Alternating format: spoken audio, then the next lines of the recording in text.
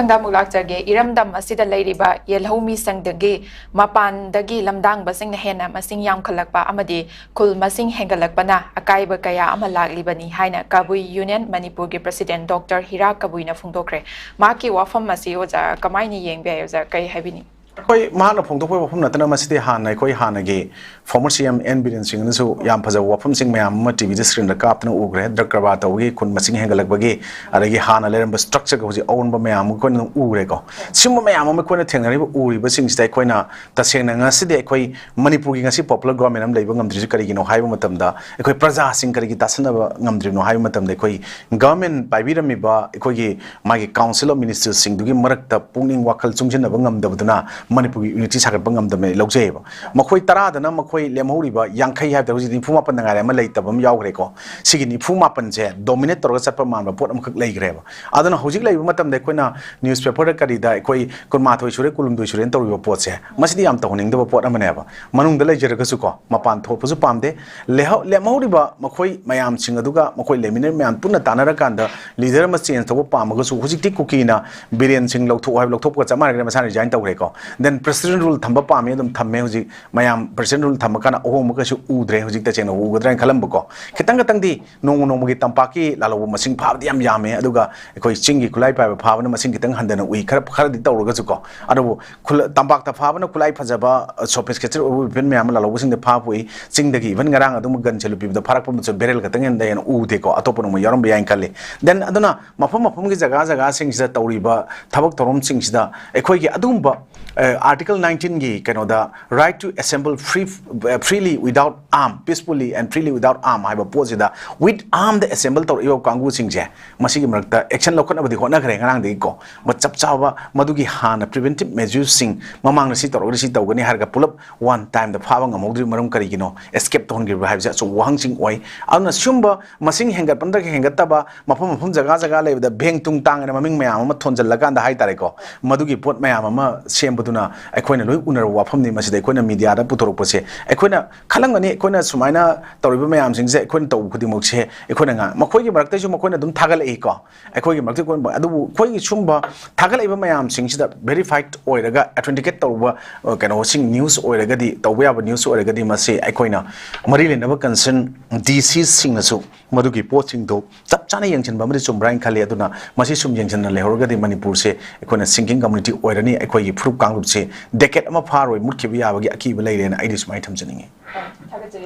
Mathangda aroibada lakjagi khoi ngarangi cookie jo terrorist singi khutta leikitraba singi kai khumna ba utpagi thauram asida khoi gi lal haulub amagi makok thongba oiramba khoi gi RK sanayai mana phongdokiba wafamda chahi taret khuntak padagi ngasi gi lan asina hena tamthiba yelhomi mutpagi lanni haibaga loinana khoi gi Manipur dagi Manipuri mutkiba yabagi akiba leire haiba mahaki wafam asida oza kadai phoba chumbage amasung kari wafam thambiningi du matamdu di yamna highly high tech oi bai khogi kano mayam ama inputs mayam ama leitabani na tasengna haga di huji kana na kari torji khangbangam dabani na madwai da kitang communication gi gap su leibani na khogi irang ama escalate to se yam tam na torga yam thuna sumai to bangam de hauji ti khoina tasengna haga di even the world is in your hand hairabani ko khubak mayai je ko mobile da loina mak anything connect to we are ga leiro matam je loina urabani na hari wafam jing yam chung wafam ne ai ju support to janingi anu simba mayam se ne khoina sa haija bu koina AST gi demand to matam da koina AST restore demand haibi ade restore to bi bani ko article 342 na piri adagi koina article 338 of the constitution india the amend to kanda annex akadu institution gi ba article 338A da ikoina 2004 create to goina 107 AST commission sengiba national commission for scheduled tribe sina magi to pot mayam ama haibdi my objectives adum yawni ko to oversee and evaluate the implementation and safeguard of AST status under the constitution and others law na piribo potsing jigi wan thokla na halak pasum mayam singjang asi restore to bi yadang leiba ocean to no mayam aragi koina tawgudaba thabana tawdo thabanga tawba aragi masa na ngasai loina mak se yamna kaino haitare autonomy bi thoba aduga tasengna haidi mani makha tangna mari administrator amna tawda thaw phokta civil society amana individual amna tawba yabagi film da chingda chathara aga tawko pot mayam aragi fact fraud document mayam ama hai tare fraud document mayam ama koina tasengna haragadi government gi kano lenga ki makha da leiba adumba kano official sing na su mating pangjala kan da toksan ba mayam singje sina ekhoi sumba mayam se tackle to ngam da bane na lowe ko anu simba mayam se tackle to ge haiba taragadi ekhoi tasengna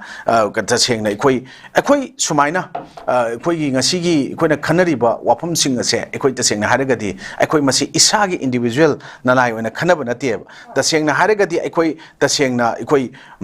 manipur gi ekhoi ka tasengna haragadi ngasi praja miyam yellow fruit sing natraga khundami na bada nungchi jana na lemina bu khudik mayam sing ase amuka na han nona restore peace to restore troga himina je haiba taragadi himina ba ya haib taragadi ekhoi na ngasai gi territory indicative wapam to historical identity wam to political unity ha haib je kai da lakani hai kanda ekhoi tasengna ji fruit kang amakha drug mafia cartel gi khwairi gi makok oiriba tasengna golden triangle na leba Laos Thailand Myanmar je manipur on thokpa gi film da leiba aruga chachampur na mafam epicenter oiraga tauna bo honor iba even makoi gi drug ki lambi da German road semaga kaungpi chachampur phawr ga mezuram phawr sa piana bo sema iba international gi link to gi ana sema iba kangu furup che masiga tangi makoi gi dream je thidek po matamda atop lemhori ba furup kunthra mapan amuk se kunthra ni ban mapan je masi yamna moning makha tamne hingani aduga tasengna han dongna peace restore to gani tasengna isa isa gi furup kanglup ki maming dona namada da ekhoi constitution gi wahan thok han no honaraba wangang na hon rakpa ta ga di democracy su constitution su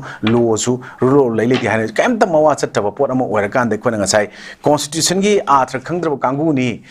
constitution is a fundamental and a foundational document that establishes the framework of a government and define the basic right of each citizen in a high pochigi athra se khangroi do ba in short Constitution is a rule book for how a country or organization is governed and nama yauri do madugi athra khangdaba kangu duga tasengna athra khangena leiriba laingak pada parliamentary oina antagal